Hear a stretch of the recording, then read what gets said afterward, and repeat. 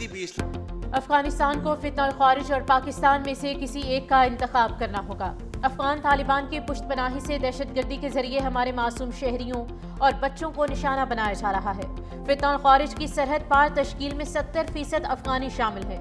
Chief of army staff, chief of defence forces field marshal Syed Asim Munir کا قومی علماء مشائخ کانفرنس سے خطاب۔ کہا ریاست کے علاوہ کوئی جہاد کا حکم اور فتویٰ نہیں دے سکتا۔ آپریشن بنیان و مرصوص میں اللہ کی مدد آتے ہوئے دیکھی اور محسوس کی۔ ریاست طیبہ اور پاکستان کا آپس میں ایک گہرا تعلق اور مماثلت ہے۔ ریاست طیبہ اور ریاست پاکستان کا قیام کلمہ طیبہ کی بنیاد پر رمضان کے بابرکت مہینے میں ہوا۔ اللہ نے اسلامی ممالک میں سے محافظین حرمین کا شرف پاکستان کو عطا کیا۔ فیلڈ مارشل نے قرآن کریم کی آیات اور اشعار کا حوالہ دیتے ہوئے پاکستان کے بارے میں اپنا واضح نقطہ نظر پیش کیا۔ کہا جن قوموں نے اپنے اسلاف کی علمی اور فکری میراث اور قلم کی طاقت کو چھوڑ دیا وہ زبونحالی کا شکار ہوئی۔ Under 19 Asia cup final Pakistan نے رنز کا پہاڑ کھڑا کر دیا۔ بھارت کو جیت کے لیے 348 رنز کا ہدف۔ بھارت کے 59 سکور پر 4 کھلاڑی آؤٹ ہوئے۔ بھارت نے ٹاس جیت کر فیلڈنگ کا فیصلہ کیا۔ پاکستان کی پہلی وکٹ 31 رنز پر گری۔ حمزہ ظہور 18 رنز بنا کر پویلین لوٹ گئے۔ عثمان خان 35، احمد حسین نے 56 رنز بنائے۔ کپتان فرحان یوسف صرف 19 رنز ہی بنا سکے۔ سمیر منہاس 172 رنز بنا کر ٹاپ سکورر رہے۔ پاکستانی ٹیم نے 42 اوورز میں 300 کا ہنسا عبور کر لیا۔ بھارت کی طرف سے دیپیش دویندرن نے 3، ہانیل پٹیل اور کھلان پٹیل نے 2 وکٹیں حاصل کی۔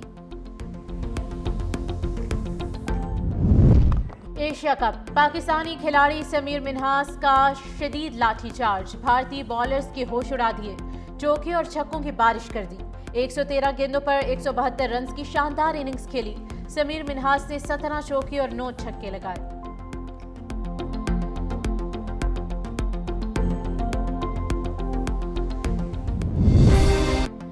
طیب اردوان نے پاک ترک تعلقات کو مثالی قرار دے دیا۔ استنبول نیول شپ یارڈ میں پاک بحریہ کے دوسرے جہاز PNS خیبر کی کمشننگ تقریب۔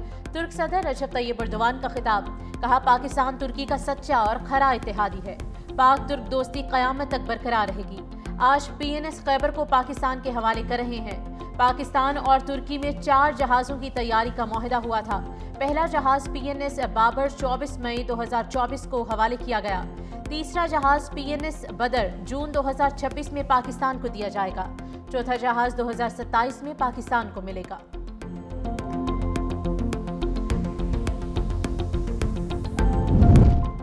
صدر مملکت 4 روزہ دورے پر عراق پہنچ گئے۔ بغداد ایئرپورٹ پر عراقی حکام کا صدر آصف علی زرداری کا پرتپاک استقبال۔ سینئر وزیر سندھ شرجیل انعام میمن، شہری رحمان، نیئر بخاری بھی ہمراہ۔ صدر آصف علی زرداری کی عراق کی اعلیٰ قیادت سے ملاقاتیں شیڈول۔ 2 طرفہ تعلقات، تجارت، سرمایہ کاری، توانائی سمیت دیگر امور پر تبادلہ خیال ہوگا۔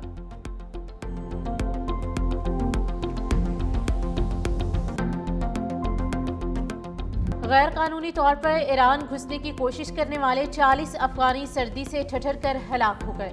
ایرانی میڈیا کے مطابق 15 افغان شہریوں کی لاشیں کوہستان اور ادرسن اضلاع منتقل کر دی گئیں۔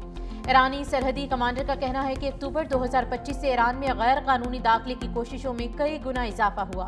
میڈیا رپورٹس کے مطابق رواں سال 16 لاکھ سے زائد افغان مہاجرین اور پناہ گزینوں کو ایران سے بے دخل کیا جا چکا ہے۔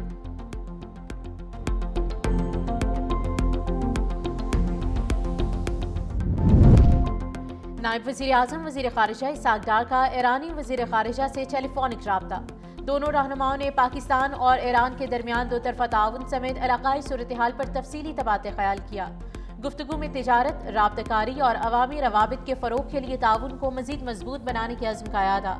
دونوں وزرائے خارجہ نے خطے میں امن و استحکام اور ترقی کے لیے قریبی اشتراک اور باہمی مشاورت جاری رکھنے پر بھی اتفاق کیا۔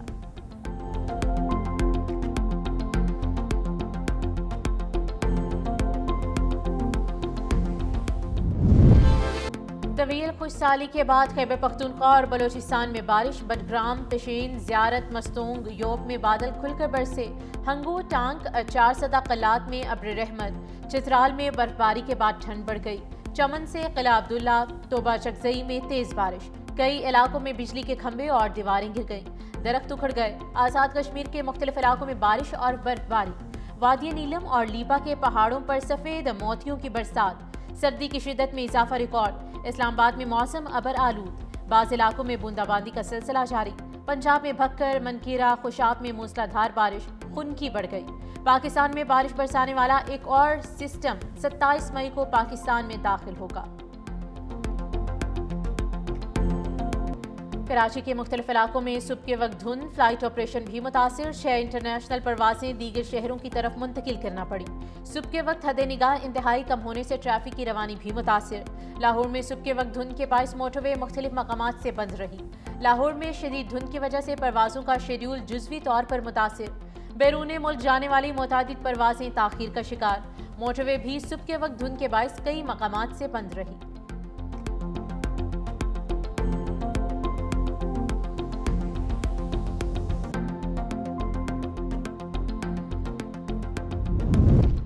وفاقی وزیر داخلہ محسن نقوی اور وزیر مملکت داخلہ طلال چودھری کا لاہور ایئرپورٹ کا دورہ، بیرون ممالک جانے والے مسافروں کے امیگریشن پروسیس کا جائزہ لیا، مسافروں سے بھی بات چیت کی، کہا کسی بھی مسافر کو بلا جواز سفر سے نہیں روکا جائے گا، پیشہ ور بھکاری یا نامکمل دستاویزات کسی کو سفر کی اجازت نہیں دی جا سکتی، پاکستان کی بدنامی کا باعث بننے والوں کی جگہ جیل ہے۔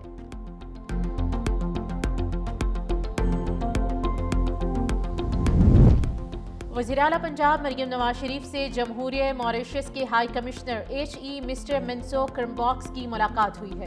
بزنس ٹو بزنس روابط، تجارتی وفود اور نمائشوں کے انعقاد کی اہمیت پر زور دیا۔ وزیراعلیٰ پنجاب مریم نواز کا ماریشس کے ساتھ تجارتی اور معاشی تعاون کو مضبوط کرنے کے عزم کا اظہار، تعلقات، تعلیم، سیاحت، زراعت اور عوامی تبادلوں کے شعبوں میں تعاون بڑھانے پر اتفاق ظاہر کیا۔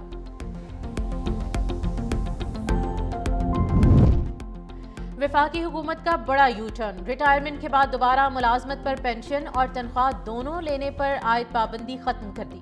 وزارت خزانہ نے سابقہ احکامات واپس لے لیے، ڈبل بینیفٹ اسکیم بحال کر دی، دوبارہ تعینات ریٹائرڈ ملازمین مکمل مالی مراعات کے ساتھ تنخواہ اور پینشن وصول کر سکیں گے۔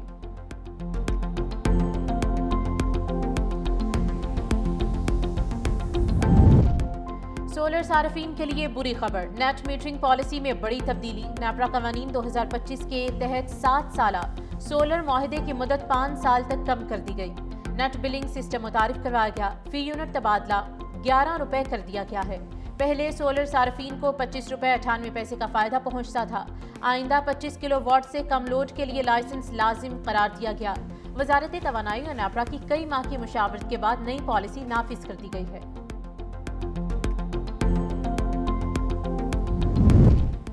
پشاور میں دہشت گردی سے نمٹنے کے لیے خیبر پختونخوا پولیس کا بڑا فیصلہ، پولیس کے لیے جدید اسلحہ اور ٹیکنالوجی خریدنے کا اعلان، سنائپر رائفلز، 1250 خودکار ہتھیار، تھرمل بائنکیولرز، ٹی آئی کیمرے، سرویلنس اور searching drones, anti drone guns, bomb disposal suits اور کیمرے، 6000 بلٹ پروف جیکٹس اور ہیلمٹس اور بختر بند گاڑیوں کی خریداری شامل ہے۔ پولیس حکام کے مطابق فورس کو جدید خطوط پر استوار کیا جائے گا۔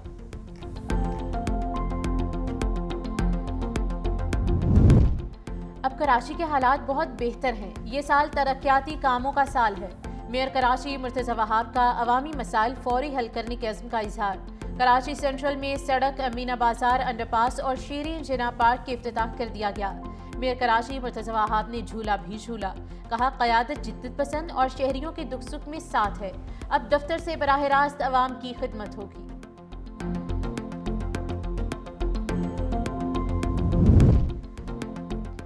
لاہور کے ایئر کوالٹی انڈیکس میں اضافہ، شہر کا AQI 350 ریکارڈ، عالمی درجہ بندی میں لاہور کا دوسرا نمبر، کراچی کا 5واں نمبر، پنجاب میں بہاولپور سب سے زیادہ آلودہ شہر، AQI 421 ریکارڈ، جبکہ ملتان کا AQI 314 ریکارڈ۔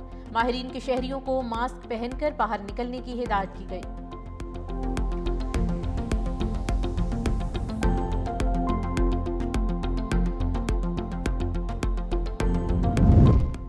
جنوبی افریقہ کے شہر جوہانسبرگ میں فائرنگ، 10 افراد ہلاک، 10 افراد زخمی ہوئے، حملہ آور موقع سے فرار۔ فائرنگ کا واقعہ بیکرز ڈیل ٹاؤن شپ کے علاقے میں پیش آیا، 12 مشتبہ افراد نے دکان کے باہر فائرنگ کی۔ پولیس کا کہنا ہے کہ فائرنگ کی وجوہات جاننے کے لیے تحقیقات کا سلسلہ جاری ہے۔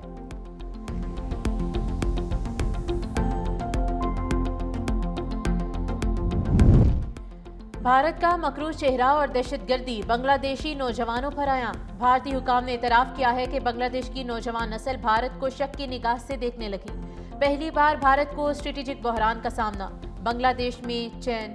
पाकिस्तान के असर रसूख ने भारत को गैर मुतल्लिक कर दिया। भारतीय मीडिया के मुताबिक भारत ने पॉलिसी दुरुस्त ना की तो बांग्लादेश में हिमायत खो देगा।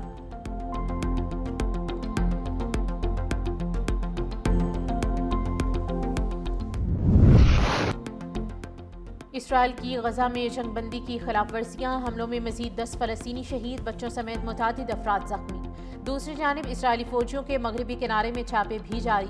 मुतादिद नौजवानों को गिरफ्तार कर लिया।